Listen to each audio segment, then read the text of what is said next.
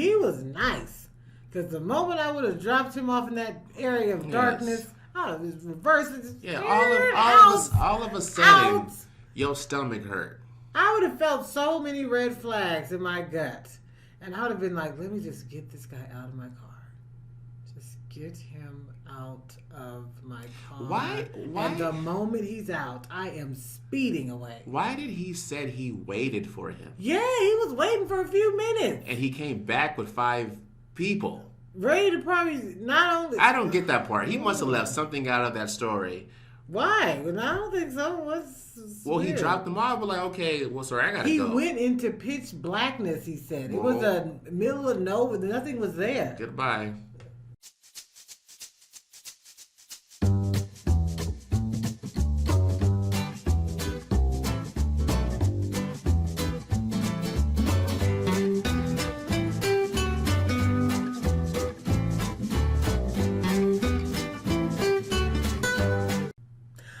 What's up, everybody? It's your girl, Just With Me, and I am back with another video. Today, we're going to be checking out 3 allegedly true hitchhiking stories. Now, I don't agree with hitchhiking. I'm not picking you up. I don't care if you've been subscribed to me forever. If you're a huge fan, The fans be the crazy ones. Thank you. Let me put that out there. First and foremost, thank you. But I don't know you like that. So I'm not going to pick you up. And I recommend you not pick me up, to be honest. I mean, I'm not going to do nothing. I think ever since like the Ted Bundy days, people got more cautious about if doing you don't stuff trust me, I'm not going to get mad about that. Yeah, you're being cautious. Yes. Okay, you're in there with your children, your dog. No. And yeah, there are people actually who really do want to ride, but one bad apple spoiled the bunch, for me. Many bad apples. If you're a woman, man, elderly person, don't matter. No. Elderly couple. Husband and wife. I will probably give you some money to take the bus if you're trying to get somewhere, but I don't want you in my car. I don't even know. I might throw the money out the window and keep going. Well, if you're walking, people say, can I get a ride? Something like that. You're like... No, usually they're on the side of the road. Well, them too. Well, I'm not stopping and talking to you. Exactly, so I won't even know what you need. But, this is very interesting to see. I've never hitchhiked. Kleenex. Actually, I have. Slightly. Once before. Down the street. I ran out of gas. And... interesting story. I was terrified of the car I was in, the van I was in. Was this we were together? No. I was in high school at the time. And I ran out of gas, and I went to 7-Eleven. I walked like 2 miles to get to a 7-Eleven. I didn't have a gas can. Then I bought a gas can, and then someone was like, "You need a ride?" And I was like, I was tired. It was hot. I know my sister has a story for some hitchhiking moment that was kind of crazy. But I went in. That's for her to share. I went in the van, and there was like 3 other guys in there, and it kind of looked like hostages. It wasn't like hostages. It was like cages in there, and there was like things hanging down, like trafficking, dog. It kind of reminded me like a carnival, like. Okay. Stuff in there. Let us get back. Yeah, it was creepy. Because that just is a bunch of nonsense. Anyway, yeah. I've never done it. Yeah. And I won't do it. Okay. I was praying the whole time I was in there. Even though it was like a 5-minute drive, I was like, man, please just get me out of this van. Today is not the day for crazy. So let's see what happened to these people. So back to this video. Hopefully none of you guys experienced anything like this.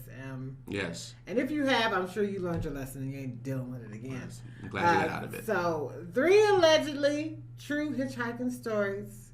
Let's go.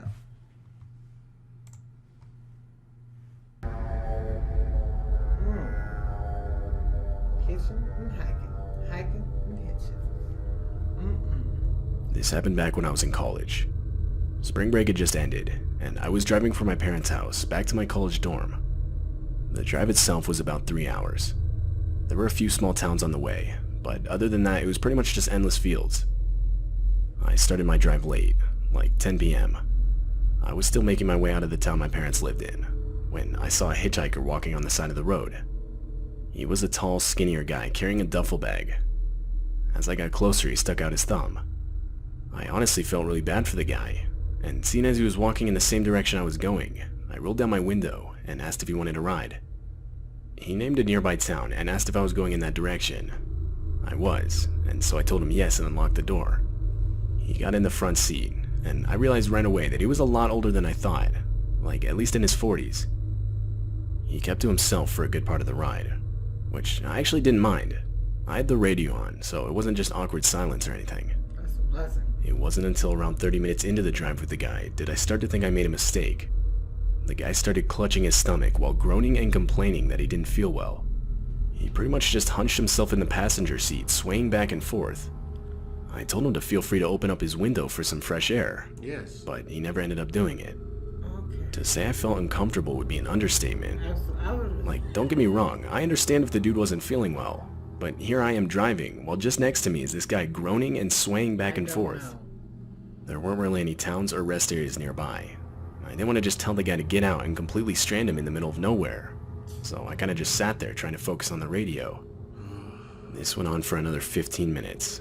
Oh my The guy God. said, "Dude, I really don't feel good. Can you take the third next exit?" This caught me off guard.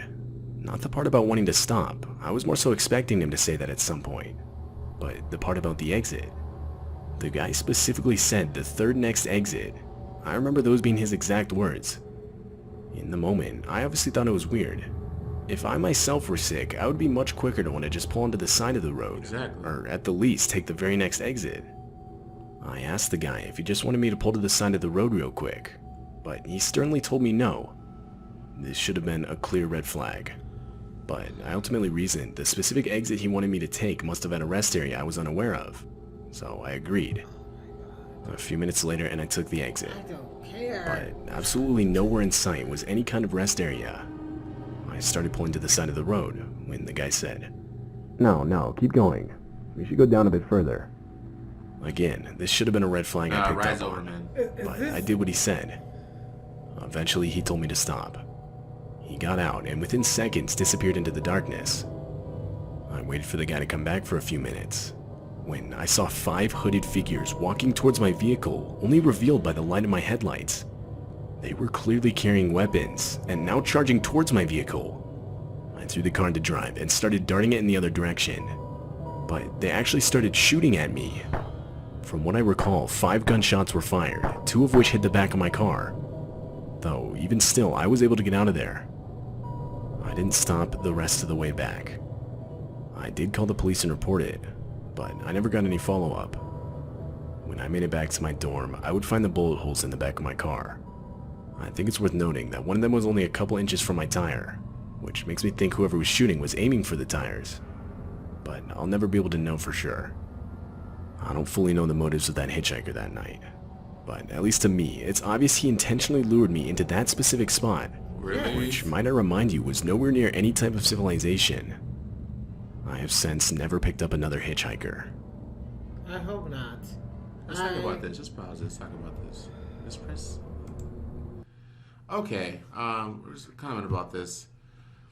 If you ever That pick was up a scary. hitchhiker, That was you drop them off in a well-lit area.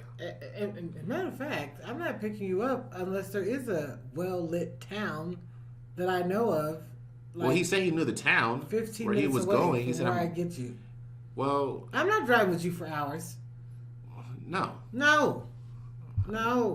You stop at a gas station, a supermarket. And he was nice. Because the moment I would have dropped him off in that area of darkness, I would have reversed it. Yeah, Out. all of a sudden, Out. your stomach hurt. I would have felt so many red flags in my gut. And I would have been like, let me just get this guy out of my car. Just get him out of my car. Why? And the moment he's out, I am speeding away. Why did he said he waited for him? Yeah, he was waiting for a few minutes. And he came back with 5 people. Ready to probably not only... I don't get that part. He must have left something out of that story. Why? Well, I don't think so. Well, weird. he dropped them off, but like, okay, well, sorry, I gotta He go. went into pitch blackness, he said. It Whoa. was a middle of nowhere. Nothing was there. Goodbye. Yeah, that's what I said. I would have left. I would have been gone. I would not have had time to wonder why did he go into the darkness. I would just been happy he's out my car.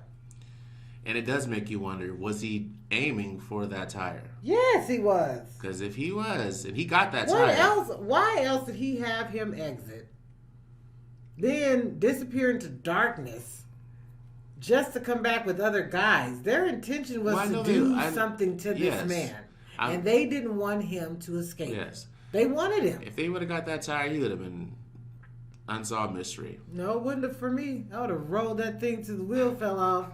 They were like, "Dang, she's still going." Yep, yep, on the rim. My car would have just had to say, I can't do it. Because I would have did it. That's crazy. I would have felt that thing wobbling. Yeah, I wouldn't drop nobody off in no dark area at all. But if you did, you're not waiting minutes. I'm like, okay, sir, I'm right back. Okay, I've been gone. Because in my mind, the moment he started shaking and moving in the car, and being stern, no, not here, yeah. There. Like, you're a passenger. I can't wait till you get out. And I don't trust you. That's my last good deed. And I feel like I made a very bad decision. Yes. So when you step both of those feet out and close this door, even if the door ain't closed, I'm zooming away. Definitely you walk into darkness for a few minutes and then come back out. Oh, I'm gone. I don't care where you went. I don't care if you turned into smoke as you walked into darkness. That's your business. And you can't come back in the car. I don't care if you went to, in the darkness into vomit, and then, I see him in the rear view. Hey, I still need a ride. I'm sorry. But I do expect a lot of people will have the same response as we did. Why did he wait? I think he was maybe trying to be nice because he probably realized there's nothing here. You're walking into nothing. Yeah, as soon as I pulled over, I'm like, wait, there's no. He told him to keep going. No, keep going a bit further. No. That's what he told him. No. It's $5. You take the bus where you got to go. That's a must I would do. But we are stopping here at Walmart. Yeah, this is where. Get out. This is where I'm going. Matter of fact, I gotta go get some food and stuff. I just lied. You gotta lie to people. Like, he hasn't earned any explanation. No, I'm helping you out. I'm not even asking for gas money. I'm doing a good deed. Okay, let's get back to it. Let me stop that thing. Edit that out. All right, so on to number 2. Okay. That was some nonsense. I can imagine this is one going to be. It has to be worse than the first one, I assume. God, I don't know how much bad it can get. This is bad. Oh God. This happened multiple years back when I was around the age of 11. I was an only child, and back then my family only had one car, which my dad would usually take to work each weekday. This meant anytime my mom had to go somewhere while he was at work, she would either have to walk or hitchhike. Now, it should be mentioned that back then hitchhiking was a lot more socially acceptable. Plus, at the time, we lived in a decently small town, where for the most part everyone knew everyone. From what I can recall, this took place on a Thursday. My dad had dropped off my mom and I at the grocery store on his way to work. This of course meant we would have to find a ride back home. Though we'd done this many times before, and never had any issues. Only a couple minutes into our walk back home, a driver pulled up next to us willing to give us a ride. It was some guy in a white pickup truck who we'd never seen before. He told us to get in the back, and we did. My mom started giving him directions to our home from the highway, but it honestly looked like the guy was just ignoring her. And when we came to our exit, this was confirmed, as he straight up drove right past it. The guy then went on to explain how he had to make a quick detour first. What? This was extremely unnerving. Why do I have to be involved in your detour? After a while, we came up to a farm. The driver took out the keys, told us to wait in the car, and disappeared. My mom clearly didn't know what to do. I mean, we couldn't just leave. We were in an unfamiliar area in the middle of nowhere. A few minutes later, and the driver came back, but now with the second guy. The guy looks at us and starts flipping out, screaming at the driver. Now, I'm not sure if this is exactly what was said, but this is what I can remember. The guy screams at the driver that he shouldn't have brought someone with a child, and that there's no way anything can happen now. From what I recall, more things along those lines were said, but like I just mentioned, I can't remember exactly. The driver then got back in the truck and apologized to us. My mom would sternly tell the man to take us back to where he had picked us up. She technically hadn't given him our address yet, and for obvious reasons now did not want that information known. Exactly. No. The drive back was done in complete silence. Looking back, my mom and I can both agree that the purpose for that stop was not as innocent as a simple detour. We honestly see ourselves as lucky for making it out of that situation. Amen. We lived in that town for 5 years after that, and never once saw those two guys again. Okay, y'all. Should we pause it? From what I got from that, the boy saved the situation for the mother. Yeah. Or Yeah. the crazy man who was screaming. It sounded like the driver was involved in it too. Yeah, but the crazy man He was was like, saying, "We you can't should do have brought the nothing. boy. Now we can't do Yeah. nothing. What? I didn't imagine. Rape. Oh, maybe we can't say that on YouTube. I don't We're know. going to edit that out some special way. Okay, but he's about to take advantage of the mom, okay, in a very relations type way, okay? Take full advantage of her. And I think the son was the deterrent for that move. Yeah, I guess somebody had a conscience. Well, I think they just didn't want to have an extra person like that involved in this. Who knows what they have? Whatever it Probably was, some that's fondling, disturbing. possibly just some Texas chainsaw Yeah, crap. there's like at least 5 scenarios right now that I can think of, and they're all not good. But that's creepy. And speak of that boy's daddy, 5 days a week, mom and son is walking down the highways and byways. Yeah, that's not good. To get food and groceries and things they need. If the mom knows, I need to get some, some groceries today, I'm dropping your butt off at work. I am not hitchhiking. Yeah. You need to do a ride along or share a ride at work. I'll pick you up when you're off. Yeah, I wonder why that didn't happen. This is weird. Maybe they were just tight on gas money. I don't know. But He's probably doing something when he just got off work. Something inappropriate. I don't want to think about that. Well, but that was creepy too as well. That to me, You got an 11-year-old son walking down the road with his mom. Yeah. That was as equally bad as the first one. The first one, they were shooting at him. But this one was like... was more disturbing. It was more like, what could have happened or, what were they trying to do? Just makes you think. But creepy nonetheless. And they stayed in that town where I don't know if I could... I would have been on my toes for 5 years. Well, they A never little saw bit. him again, so... For a couple months, though, they were looking around. Oh, yeah. And I assume that they still had to walk those 5 days a week. They probably never forgot it, and I know please, let that happen to me with... Just you, alone. Me by myself. I was like, honey, I'm taking the car. I'll be dropping you off at work. Do you want me to tell you the story again? And honestly... What happened? And honestly... That's what we did when we had a car and she needed the car. And I had to go to Exactly. work. That's how we worked. I So would pick him up. I didn't drop her. This is going to be an extra gas burning day. That's how it Sorry. I mean, now the gas price is going up so much. I don't know. But back then, gas was good. Okay, It was decent. It was decent.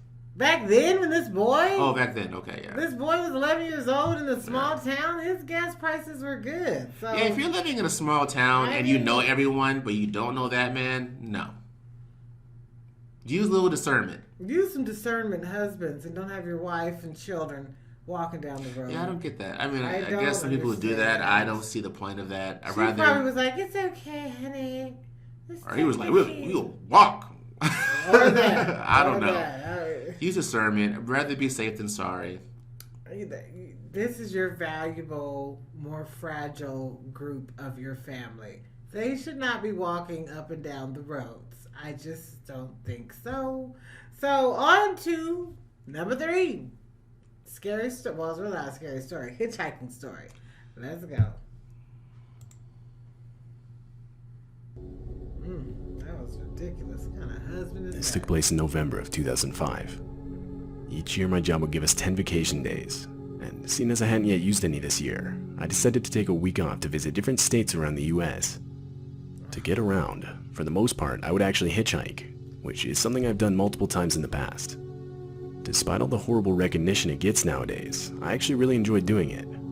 I've met a lot of people through hitchhiking that I still call friends to this day. What? Anyway, it was around 2 p.m. It's been a different time. I was walking down the road, giving the usual thumbs up signal hitchhikers typically give. It had been a while since my last ride, and I'll be the first to admit I was getting a little desperate. Eventually, a red pickup truck pulls up next to me. Inside were 2 men. My best guess is they were in their 40s. One of them asked me where I was going, to which I responded. They both looked at each other for a second, then back at me and signaled me to get in. They seemed normal enough, and so I tossed my bag in the back, got in and shut the door. But I quickly realized the whole floor of the vehicle was completely covered in different types of bullets.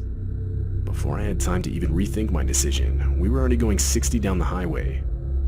I tried to engage in some small talk to ease the tension, and it actually sort of worked. But somehow the topic landed on how one of the guys had just gotten out of prison for aggravated assault. And a disturbingly short amount of time later, they started asking me how much money I had. Nothing. This is when I started to realize I could be in some serious danger.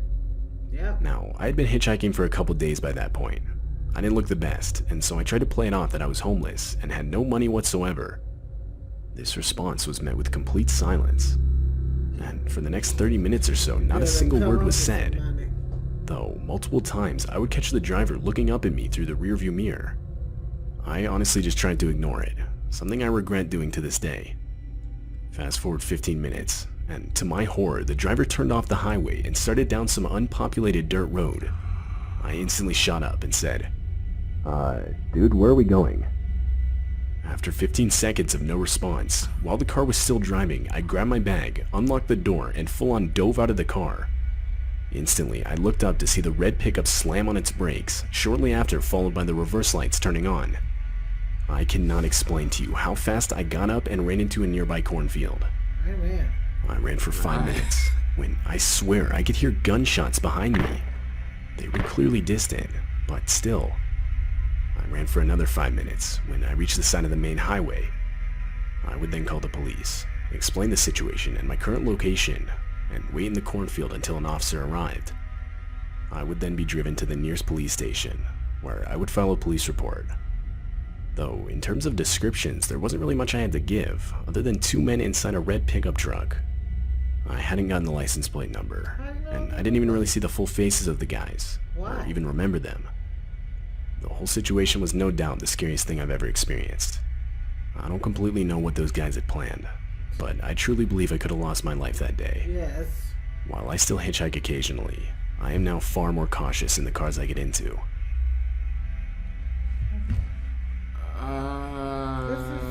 This is how great scary movies are created for people like him who don't learn their lesson.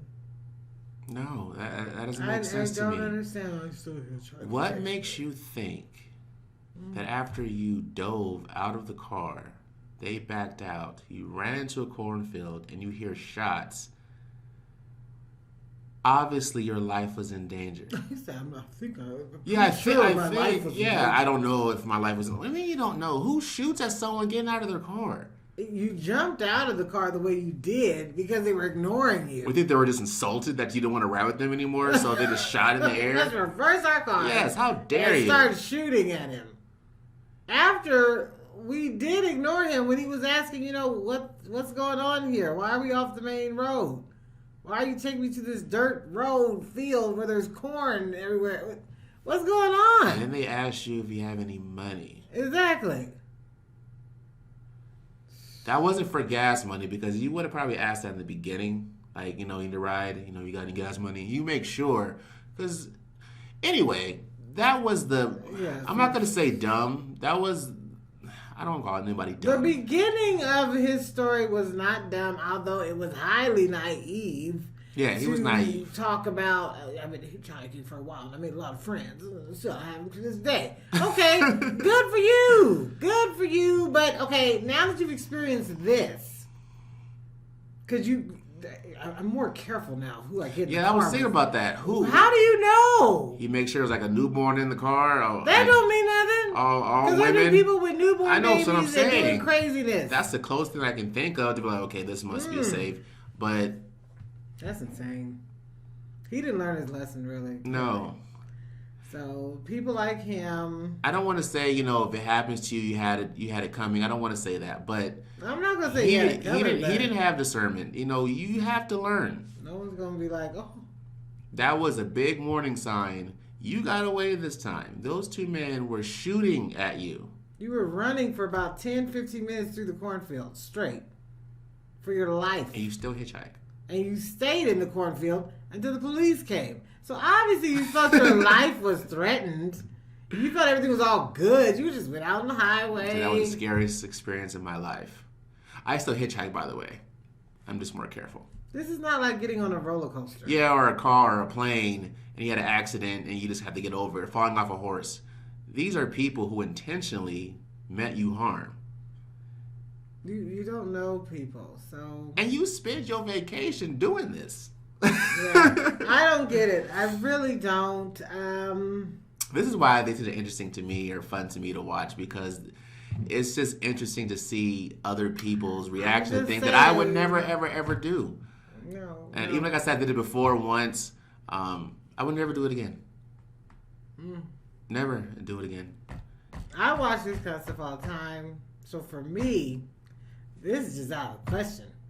This is retarded. This is like, I deserve something to possibly happen to me, because why am I doing this? I already know what my dad would say, what my mom would say, what all kind of statistics would say. Everyone has this moment in their life and they say, why did I do that? Everyone's had that. He's probably had a dozen of those in his lifetime. Who knows? Not just hitchhiking, there's other things, because he seems like a very maybe a hippie loving, yeah. Everyone's friend, kumbaya, let's hold hands, peace, which is nothing wrong with that, but not everyone feels that way. You need to get a you darn can be taking car. advantage of that. Yeah, you should get a car. And he probably has a car. He probably just wanted to be experienced. And he had money. Yeah, job, so yeah. I just do this for fun. I just want to meet people. This is the only way I know to meet people, is to put my life in danger, put my life in the hands of someone else and their vehicle, to where really, once you get in that car, they can do whatever. You're vulnerable. Very vulnerable. Because you went... He jumped out at 60 miles an hour, ready to take whatever kind of consequences was going to come. Yeah, because they didn't kidnap you. You voluntarily went in the car. Yeah, but he jumped out like a crazy person, because you knew either I jump out right now, or I gotta fight these two men who one just came out of jail for aggravated assault. The floor was covered in bullets.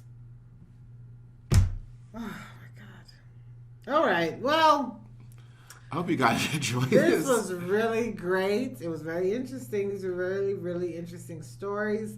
I hope you guys just don't jump in anybody's vehicle. It's not worth the gamble. If you want to get to know them, throw your phone number out the window and tell them to text you. Give them your Instagram. Give them your Facebook. I don't know. But we don't need to get to know you like this. Yeah. Let you show and prove that you're trustworthy before I start having these very vulnerable positions with you in your car. You're driving down pickup truck, cornfields and with bullets all over your car. Driving me to a farm, exiting me off of an exit in the darkness. 5 hooded men come out, shoot at me, and almost busting my tire. If ever I even thought a little bit about helping someone on the side of the road, these stories have helped me. Yeah, it's helping me out. No, I am not. Sorry. And he'll be the one to try to act like he feels a little bad. Me? Yes. You call Uber. Maybe we should No. help that. No. I don't know where you got that from. A little bit. No. A little bit. No. Because, yeah, absolutely, please. No. Please. Anyway, you guys, I'm glad he's saying no because we on the same page then. We're on the same page. Okay, good. So, with that being said, It's ridiculous. with that being said, you guys, please let me know in the comment section below how you felt about this video. That was crazy. Also, you guys, if there's anything you'd like to recommend to us, please leave that in the comment section below. Also, you guys, don't forget to like, comment, share, and subscribe. And hit that notification bell so you can be informed every time we drop another video. With that being said, you guys,